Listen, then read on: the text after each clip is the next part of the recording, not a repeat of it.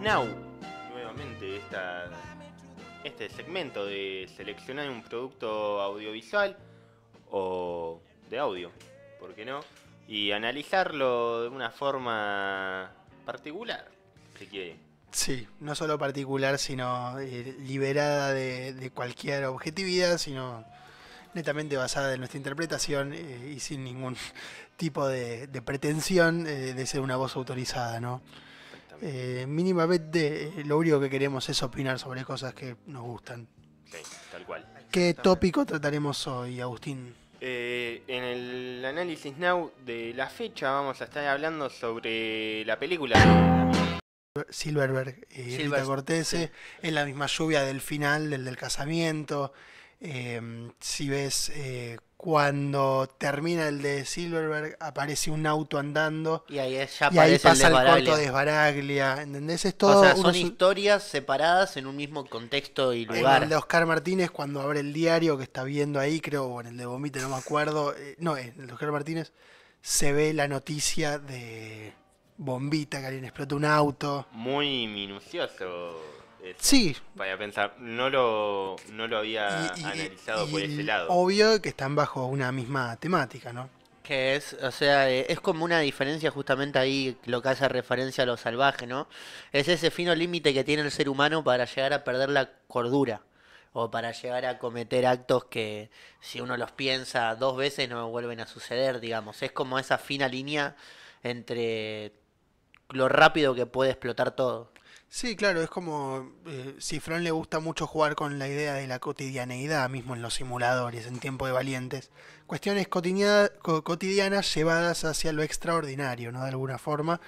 Y logra eso con cada uno de sus cortos, poniendo no solo en crítica, sino dando su opinión de alguna manera, porque si algo que caracteriza el cine de Damián Cifrón es mostrar lo que piensa mediante imágenes. Mismo es Misántropo, que es la última que vimos, en los simuladores. ¿Cómo es? En este caso de Relatos Salvajes lo logra con esta excusa de mostrar varias historias, mostrar puntos de vista diferentes de lo que él considera un mismo problema. ¿Le parece si vemos el tráiler y después seguimos opinando, ¿no? Acerca de lo que es la película en sí? Sí, obvio.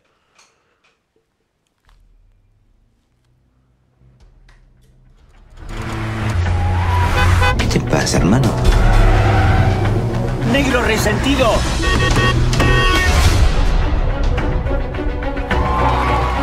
¿Cómo se llama esa chica de pelo largo? ¿Cuál? Tu compañera de trabajo. El acta de infracción dice que el auto estaba mal estacionado. Yo estoy un poco nervioso, así que te pido que por favor me escuches. Por culpa de ese tipo se suicidó tu papá y lo único que se te ocurre es insultarlo. ¿Por qué están en este avión? ¿Trabajo o placer? Lo que te estoy proponiendo me avergüenza. Todos quieren que alguien le dé su merecido a estos personajes, pero nadie se atreve a mover un dedo.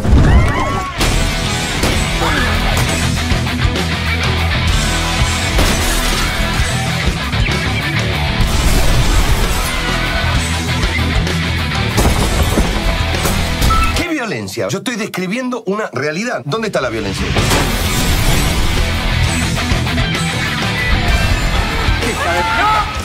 Los hijos de puta gobiernan el mundo. Despertate, nena.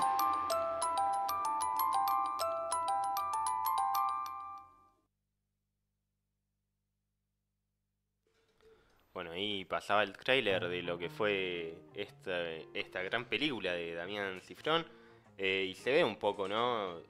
Cada uno de los relatos que hacen. Yo me acuerdo que la primera vez que la vi cuando todavía sostentaba el DVD trucho. Y también recuerdo, bueno, la sensación que fue en su momento cuando salió al cine, que eran los noticieros cubriendo un cines nacionales y cómo pasaba Relatos Salvajes, ¿no? Claro, fue un éxito. Fue un poco también, yo creo que no solo tiene que ver con la temática, que también interpela a todos los argentinos, claro, eso. Sino que bueno, también sucede este tema de la prensa que ya hemos hablado alguna vez de el mito de los aplausos en Cannes, pero bueno, fue un lugar que lo catapultó a Cifrón, porque fue de un éxito muy grande. Yo creo que genera eso porque es como que es una expresión obviamente satirizada o al extremo de lo que es la argentinidad en algún punto. pero podemos repasar primero, digamos, relato por relato, cosa de nada, de poder explicarlo mejor. La película empieza con un relato que trata un poco, ya que justamente Relatos Salvajes hay mucho sobre temática venganza, ¿no?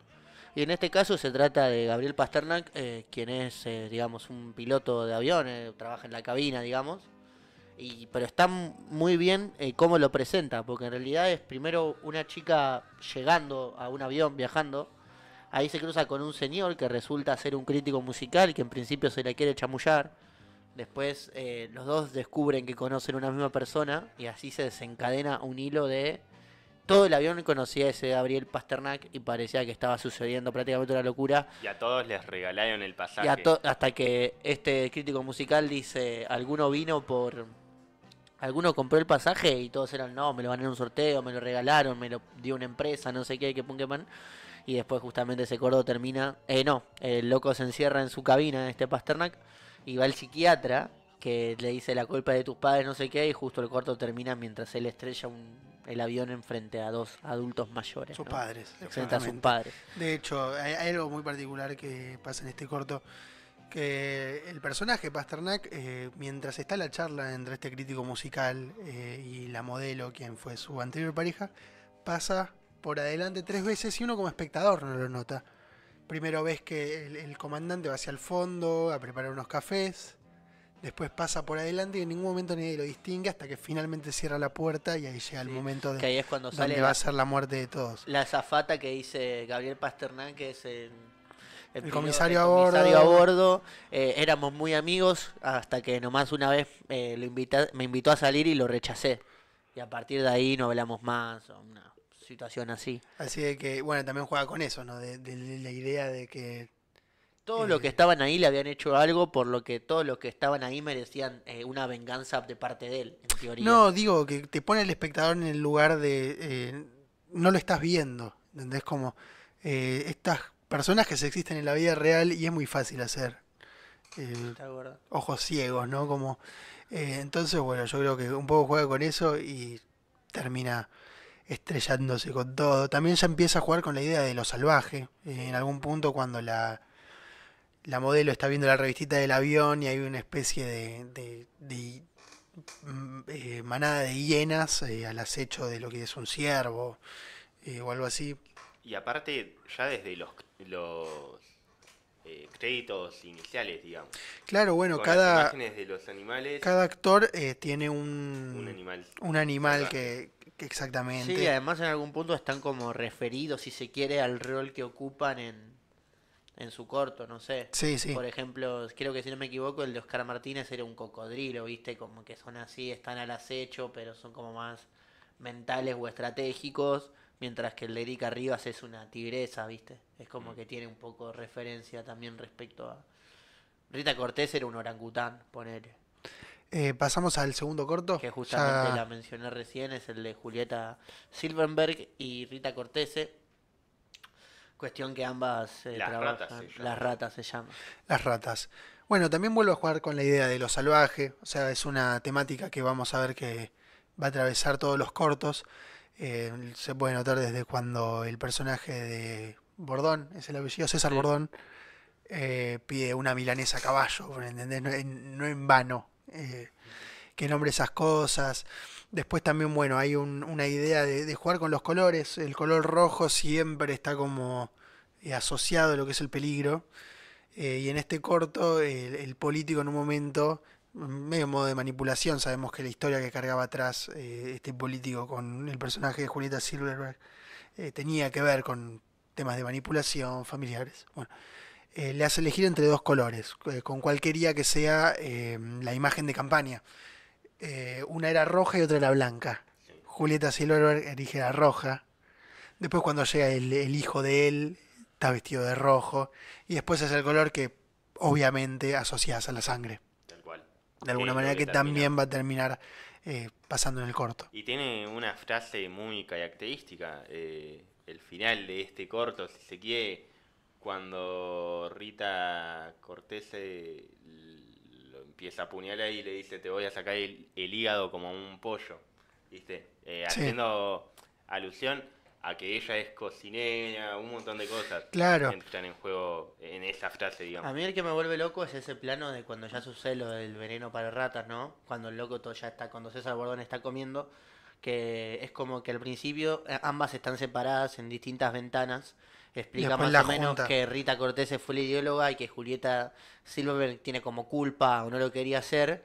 Y al segundo después las dos están en el mismo cuadro, ya que una es quien realiza, digamos, la acción y Ya la están del otra es mismo bando, cómplice. de Ya están alguna en el manera. mismo equipo, ya están en una misma... Las empareja, básicamente las Y empareja. aparte, Rita fumando en la puerta y atrás ella nerviosa diciendo no, pero ¿qué puedo Claro, y un hacer, poco viste? vuelve a esta idea de Cifrón de crítica del sistema y en desacuerdo con cómo están las cosas hoy en día, que el personaje de Rita Cortese dice algo como, bueno, estar en la cárcel o estar acá afuera. ¿Viste? Como, ya que me va a cambiar. Bueno, cuando dice De hecho, la pasé mejor en la cárcel que volviendo a... se va a postular a intendente y Rita Cortese le dice, ahí no me sorprende para nada que un Claro, tránsfuga sí. sea político, ¿viste? Bueno, sí, es esta idea de Cifrón que tiene siempre, ¿no? Como esta crítica a lo neoliberal, desde el monólogo de Santos, ¿no? Del capítulo del debilitador social, que dice lo de cerraron el cine Grand Splendid, atentaron contra los edificios viejos para poner cosas de publicidad, ahora y también el último capítulo que inventan esta especie de compañía telefónica, Millennium TV, y el personaje de Peretti está totalmente consumido por estas ideas de actualidad y bueno. Yo creo que es una cosa que lo inquieta mucho a Cifrón, hasta en la última película, en Misántropo, el tiroteo en el shopping, Bueno, la la burla secuencia western. hacia los en- noticieros, Claro. la película. Y yo creo que ese mismo desacuerdo se nota en ese corto, ¿no? Que hablamos recién. Exactamente. Después sigue El más fuerte. el de Leonardo Sbaraglia. Sí. Yo creo que es un gran concientizador respecto a que, por ejemplo, cada vez que uno piensa, ¿no?, en algo que es muy moneda corriente en Argentina, que son las peleas de tránsito, pensé en el sketch sketch no, mejor dicho, una falta de respeto haber dicho sketch. Pensá, digamos, El en relato. el relato y nada, no vas a querer pelearte con nadie en tu vida. Mira, yo creo que es un poco más profundo, de hecho. Yo creo que es la representación que encontró Cifrón De para las clases. demostrar cuál es no digo la realidad argentina, pero sí, de alguna forma representar la grieta, de alguna Sí. forma. Bueno, ya de por Está sí la clase está- alta y la clase baja en una discusión, las patentes que ya lo hemos hablado alguna Sí, vez, UIA, UIA, Unión de Industrias Argentinas, y ZGT, ZGT, que vendría a ser la CGT. los autos, un Renault 12 medio despedazado Y un Audi. y un Audi, Un a Audi, todo claro, que parece culo todo de nuevo. publicidad. Si te fijas, todos los planos que usa parece una publicidad de Chevrolet, Renault, no sé, de un tipo de traje. Y lo que yo creo, lo más simbólico que tiene el capítulo es que se pelean previo a entrar a un puente. Entonces, como esta idea de ninguno de los dos llega a cruzar el puente, ¿entendés? Exactamente. Se terminan en el lío y ninguno de los dos cruza hacia el otro lado porque se quedan en su odio. Y obviamente Bueno, el final El paradójico. único que pudo cruzar fue Sbaraglia. Y volvió. pero Volvió. vuelve. A mí eso es lo que me interesa, que Está quería la recalcar. posibilidad de irse y vuelve. Te genera una situación de tensión al introducirte, ¿no?, en la película, de que todo el tiempo pueden zafar, ¿me entendés? Pueden decir, bueno, listo, ya está, ya terminó, de último me escapo, me voy a la mierda y este loco no me va a encontrar nunca más. Pero no, cada vez que tiene la posibilidad, lo vuelve a buscar, se vuelve a calentar y vuelve a generar una situación de conflicto y de tensión, que es medio parte metafórico, ¿no?, de que como que la grieta en Argentina, por más que parece que se puede terminar, que simplemente va a rajar o vas a encontrar otro nuevo camino, no, como que volvés para volver a chocar con eso que uno detesta en teoría, ¿no? O una manera más... Sí, es que el odio es un gran motor, al fin y al cabo, no digo que funcionen las cosas, pero sí por lo menos para que... O sea, yo creo que ninguno le puede ser ajeno a su odio, y más bueno, como lo refleja en este caso, que es más un odio de clase que...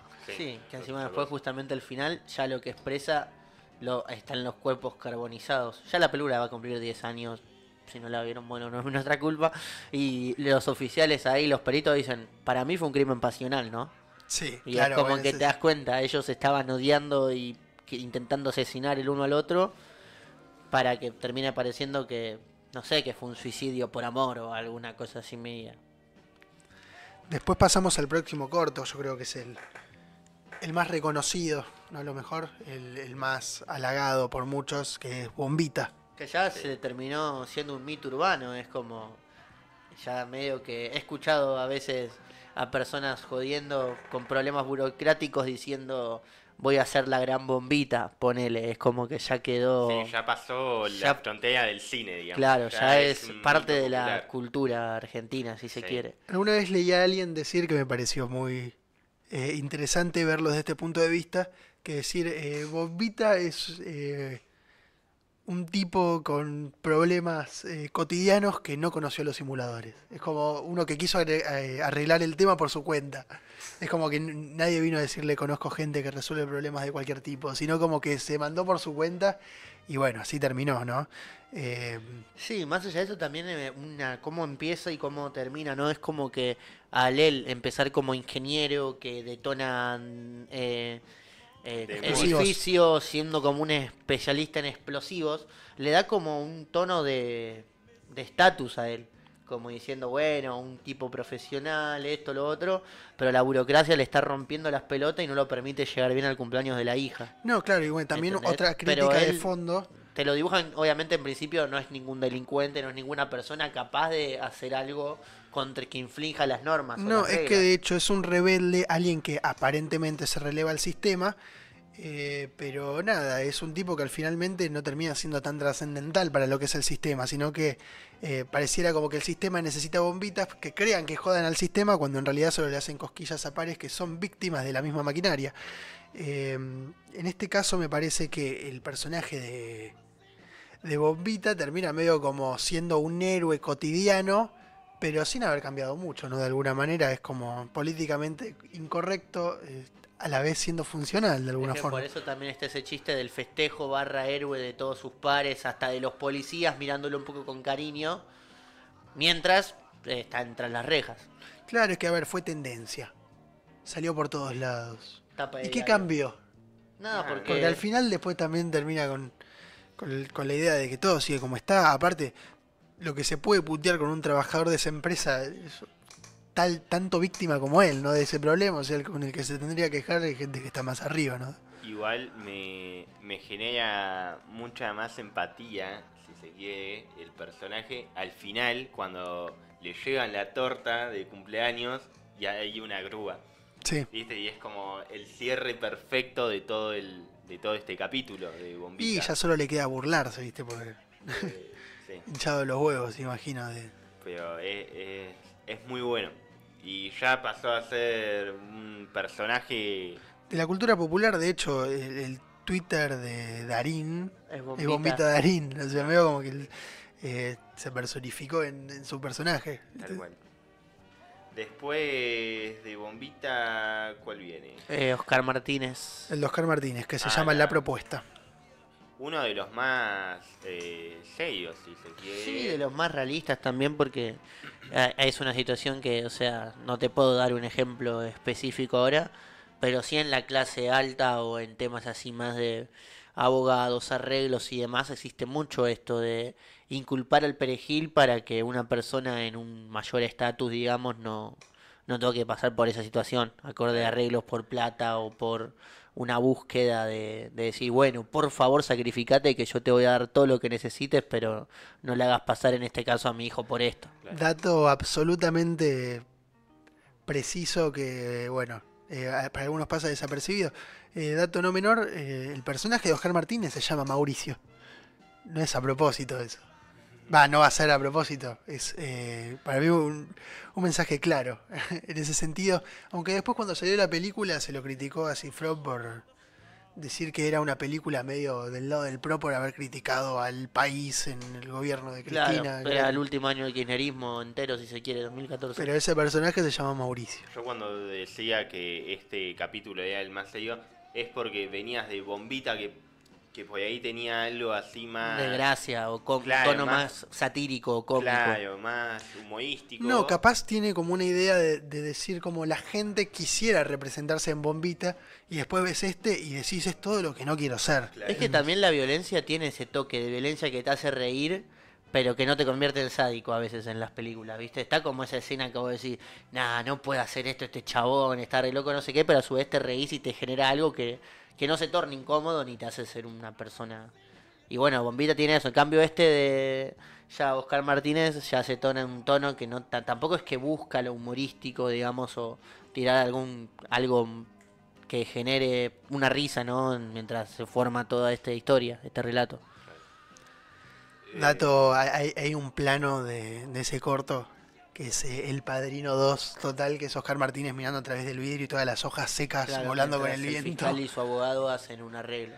Exactamente. A mí la que me encantó, que no me acordaba, la escena de o sea, lo están inculpando, ¿cómo se dice? Jardinero que iba a ir preso, está pidiendo como, che, no me vas a pagar lo mismo a mí, que voy a estar 2 años en la cárcel que tu abogado. Y como que no sé qué charla, y le dice, mirá, yo anoche me vi una de vaqueros, me tomé un cachamay y me acosté a las 11 de la noche como todos los días, como para tener que ir preso yo, digamos. Sí. Después también está la que el Oscar Martínez dice, pero usted va a cobrar $1.000.000, y el abogado se quiere matar porque, claro, el fiscal no iba a cobrar $1.000.000, se iba a quedar el abogado con Es todo parte. repugnante, todo ese corto. Bueno, también hay mucha referencia hacia lo salvaje. Si ves los detalles de la casa de Oscar Martínez, tiene una alfombra que es como piel de un león, tiene esculturas absolutamente feas, que hay veces que ves a gente de clase alta que tiene obras de arte solo porque se las vendieron, no porque tengan un significado, sino Bueno, porque fue y lo salvaje lo también más prestigioso que encontraron. lo salvaje también aparece Muy banal, muy en banal. el final. De la forma que termina. Claro, sí. El loco que no había hecho nada y que justamente dice, me vi una película, me tomé un té y me fui a dormir a las 11 de la noche, termina siendo asesinado por el esposo de la víctima, en realidad de todo de esto. las víctimas, porque De las víctimas, claro, porque en realidad, bueno, el culpable fue un pibe adolescente que seguramente se haya estado manejando en pedo y por tener una familia de clase pudiente o padres un buen abogado que más o menos te acomoda la situación, te terminan matando a el loco que te quiso salvar las papas, en teoría, ¿no? Claro. Después de este relato, ¿cuál sigue? El último. El último. ¿no? Y tal vez el más reconocido, ¿no? Junto que al es de el Bombita, sí. Erika Rivas, filmame esto, Néstor, el de Hasta que la muerte nos separe. Exactamente. La verdad, para mí, tal vez es como decir que, no sé, que tu canción favorita de Los Redondos es Jijiji. Pero en este caso puedo decir que este relato es mi favorito de toda la película. Es un gran relato. Y creo que de todos es el que más contenido de humor tiene. Sí, también genera muchos momentos altibajos y eso que decís, no, es mucho, es mucho. O sea, empieza todo bien, después resulta que se entera que... Aparte es re gracioso cómo se entera, ¿no? De que, o sea, él la estaba engañando con un compañero de Con una trabajo compañía del- y resulta, no, ¿cómo llamá a tu profesor de guitarra? Y resulta que me atendió esta chica, como que justo le salta la ficha ahí en ese instante. Y nada, a partir de ahí se encadenan un montón de hechos y secuencias que pasan de la terraza, está con uno de los que trabaja en catering, lo amenaza al otro, el otro está totalmente descompuesto y totalmente desencajado. Así- Vuelven a bajar, vuelven a fingir. La estalla. Está bailando y le estalla contra un vídeo a contra el la espejo. tercera en discordia, digamos, es como... Hay determinadas palabras como claves, ¿no? Catering, wedding planner. Sí. un En mi salón. interpretación, la crítica de Cifrón en este último relato es hacia el amor como institución. Sí, Cómo totalmente. está la institucionalidad redoblada por lo frívolo, de alguna manera, y al final, yo creo que es lo más interesante que tiene la historia, que lo último que queda después de todo el lío es el amor que tienen estos dos personajes entre sí, que no lo pueden domesticar. Y nada, Que un poco justamente- como la idea de que el amor también incluye sentimientos muy intensos. Y nada, los protagonistas al final lo terminan sabiendo, terminan estando juntos igual. Y nada, parece que es lo último que queda, ¿no? Claro, El amor en lo último. El final de lo que nunca me había dado cuenta es como, bueno, resulta que pasan de una escena ya todos cortados, sangre, vergüenza ajena, una locura totalmente, y de la nada, bueno, ya como que de la nada al rato después de todo el escándalo terminan medio que teniendo sexo, ¿no? Y ves como toda la familia está mirando y de pronto se da vuelta y de pronto se va yendo el papá de la esposa, digamos, como diciendo, nada, váyanse a cagar ustedes, viste, como con unas caras así. Sí. Después ver cómo los amigos de él aplauden de fondo, ¿me entendés?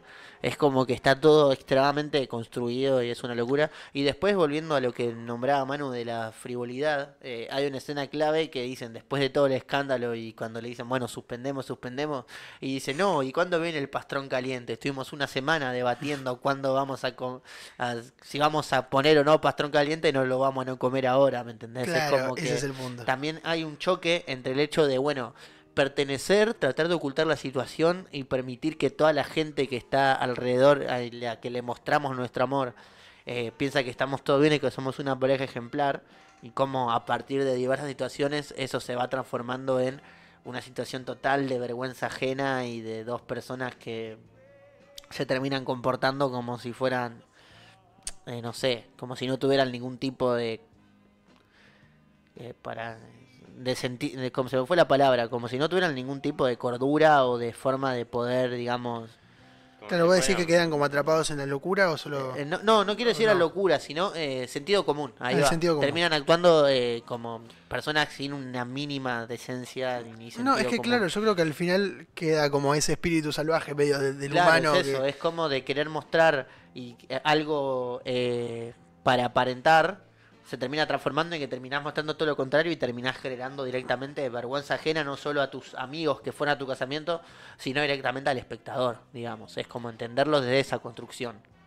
Sí, y ni hablar, bueno, cómo termina la película, los muñequitos en el piso, los pedazos de torta. Sí. Y así termina una obra maestra, ¿no? de Damián Cifrón. Quiero rescatar a lo último, no sé si tienen alguna idea más sobre la columna o ya para No. cerrar. Para ir cerrando. Para ir cerrando, hay una declaración de mis directores de cine favorito, de Woody Allen, acerca de Relatos Salvajes, que dice: quiero decirle que la mejor película extranjera que vi en el último año es Argentina, Relatos Salvajes. No solo es una notable muestra de talento narrativo, sino que además rompe con los estereotipos de los norteamericanos hacia lo que es el cine argentino o de Brasil, que debería ser seductor, pintoresco, romántico. No hay tango ni escenarios llenos de colores, ni ninguno de estos clichés ligados al exotismo. Sé que Buenos Aires, en varios sentidos, es más europea que latinoamericana, y esa fuerza cosmopolita que se percibe en algunos de los episodios urbanos del film de Cifrón, a quien he felicitado públicamente cuando estuvo nominado al Oscar. Y esto también yo creo que se remata un poco con cómo Cifrón, después de esta película, entra en Hollywood, Totalmente. que diríamos que Misántropo es la continuidad, ¿no? de Sí, y por esa otro- idea, y al ser presentada en el Festival de Cannes, por ejemplo, ha tenido Robert Duvall, claro, el Consigliere y el el Padrino. Consigliere y el Padrino, salió a bancarla, está financiada por Pedro Almodóvar, que fue productor. Ah, con razón Cifrón de se hizo productora, íntimo puede ser. amigo De Stallone. Así que es como una película que le sirvió para entrar a ese mundo. ¿Sabes a quién me hubiera gustado escuchar desde hablar de esta película? Que pueda apostar lo que sea que la vio, pero nunca dijo nada, Tarantino. Primero porque tiene un poco el concepto tarantinesco, ¿no? De capítulos. Y después porque posteriormente, bueno, la violencia es el punto, es la trama principal de la película, si se quiere. Sí, yo diría que Tarantino es un tal poco el vez lo desacuerdo hubiera con... extrematizado más en el triple o el cuádruple de sangre, pero creo que va por ahí.